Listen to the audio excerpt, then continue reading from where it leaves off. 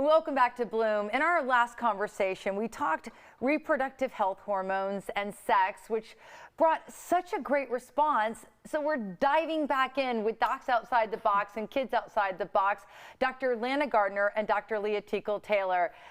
Doctors, it's great to see you guys again. Good to see you. I was so excited when I heard we were going to talk about this again because it was such a great conversation and a conversation we need to be having more often. So let's start with couples that are growing older together. A lot changes with the sexual dynamic throughout the years where you start and everybody's all fired up, and then as the years march on, things change. They absolutely change. And what we say in the practice is biology matters. So men are designed very different than women. Men are designed to perpetuate the species until the day they drop off the planet, where women end perpetuating the species at middle age. So they're very different. So you can see why this would drive middle-aged women crazy. Absolutely drives middle-aged women crazy. Men still have a strong desire, healthy men, let me rephrase that, still have a super strong desire, where women, because they are, the resources of the clan are not for the woman after 50 or menopause. So then libido changes, the body changes, and men want it all the time. Okay, yes they do. So how do women change in menopause? Well, typically, sometime in the mid-40s, roughly, women begin to change. Now they're getting wiser, they're smarter, they're successful, they know who they are, and all of a sudden the body begins to forsake you. What happens? The metabolism changes. Where did this weight come from all of a sudden? Hot flashes, we've all heard about those. The night sweats. In general, terrible sleep ensues. Constipation, and then the dreaded irritability towards your partner. Loss of libido, complete loss of libido, and to the point where there's dryness of the vagina so that even sexual activity can hurt. Well, you do not have to hang up your heels because, of course, you can keep your hat on this show. But you don't have to live that way. I mean, you guys help women all the time. We totally do, Gail. We find it easier to help women who have hit the menopausal years in good health. If a woman's not in good health, we work on that to start.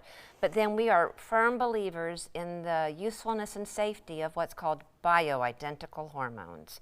We use low doses of bioidentical hormones, and by that I mean these are hormones that are derived from plants, yet they're bioidentically the same as what's in your body, meaning in a lab, in a biochemistry lab, you wouldn't be able to tell the difference. These are not foreign proteins or foreign hormones. These are progesterone, estradiol, the same human hormones that you have going in. We supply low doses of that, kind of titrate it to where the woman's feeling better, and over time, and this goes pretty quickly, women come back and saying, I finally feel like myself again. The sleep improves, the metabolism improves a little. There's a lot that needs to go on there, but the self-esteem gets better. And you know how women are, I don't care what you say, but when we feel better about ourselves, we're much more likely to be enthusiastic about intimacy with the partner. Well, with all this treatment, are you starting to see women want to become more sexually active again, like jumping back into the swing of things? Absolutely. Really? Absolutely, all the time. All the time, and we're very careful not to overshoot. We don't turn women into 15-year-old boys, period, the end. That is unhealthy. People do not look for that. Okay.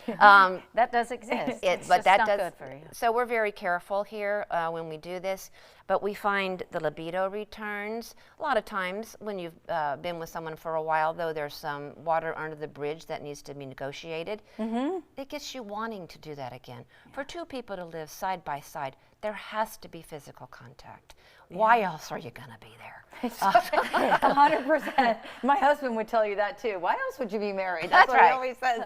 Well, anyways, what I love about you guys so much, and I've known you for years now, is that you treat each individual patient as their own patient, and everybody gets their own individualized treatment. So thank you so much for coming on Bloom. I love to see you ladies. Thank you. Great talk. Thanks, Gail. All right, if you want to find out more about Docs Outside the Box and Kids Outside the Box in St. Petersburg, call 727-498-8898 or visit online at docsoutsidethebox.us.